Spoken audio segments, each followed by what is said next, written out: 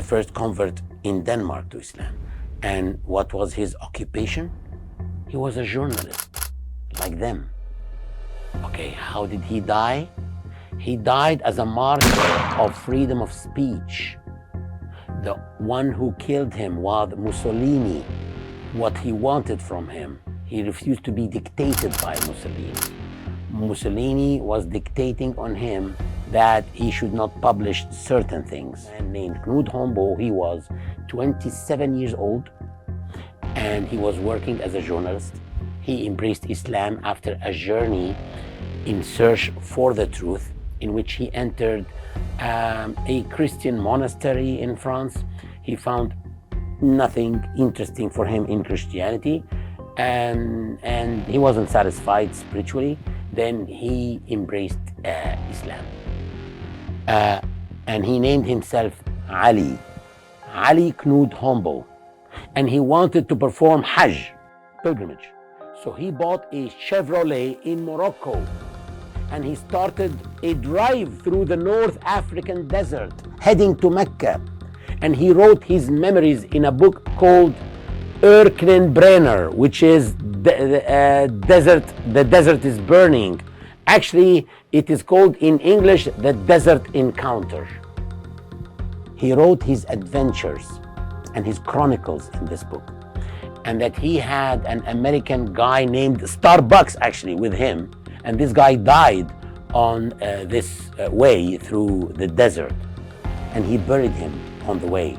One of the things that he got thirsty in the desert, that he had to drink the water from his car radiator in order not to die. A guide accompanied him, a young Libyan teenager guide named Muhammad. Then the book began to get serious when he started talking about his trip in the Libyan desert, and that he was arrested by the Italians who were colonizing Libya at that time. And he also wrote about his closeness to the leader of the resistance, Omar Al-Mukhtar, until he became one of the assistants of Omar Al-Mukhtar. He became actually his private photographer. He transmitted messages between Omar Al-Mukhtar and King Idris As-Senussi, who was exiled in Cairo. So he carried messages from Omar Al-Mukhtar to Cairo and back. In his book, he recorded daily executions in Benghazi. He says 30 executions by hanging in Benghazi every day, and he's recording this with photographs that he took himself. He recorded the atrocities of the Italian fascist occupation. He stood for the truth against falsehood. He stood with the oppressed against the oppressor. And he took 2 photos that caused him to be assassinated.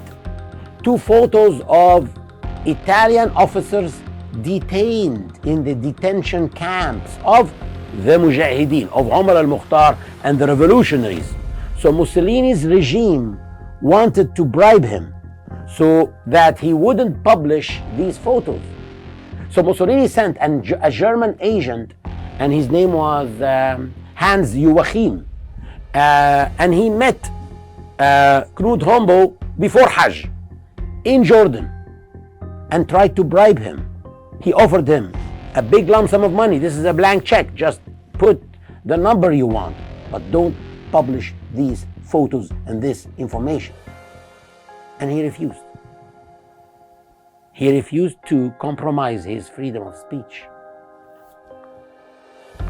This man understood the hadith of Prophet Muhammad, peace be upon him, that says, if one day you see my nation afraid of telling a tyrant that he's a tyrant, then there is no hope for them. And what do tyrants do? Tyrants kill. And though Prophet Muhammad is still saying that we should not be afraid of telling a tyrant to his face that he's a tyrant, which means stand up against oppressors and stand up against tyrants, even if this may cost you your life. Why? Because you will die one day. Die with dignity instead of dying as on your knees. Die on your feet, but not on your knees. And he also said that the best of martyrs is Hamza, and a person who stands against a tyrant, enjoining him, telling him what is right and what is wrong, forbidding him from evil, and that tyrant kills him because he spoke the truth. So he understood that death is not the end. Rather, it is the start of a new life, the real life, the everlasting life, in which the soul is freed from the prisons of this world. Freedom of expression has no limits in Islam. It should be practiced even if the price is losing your own life. But it has a direction against the oppressor, not the oppressed.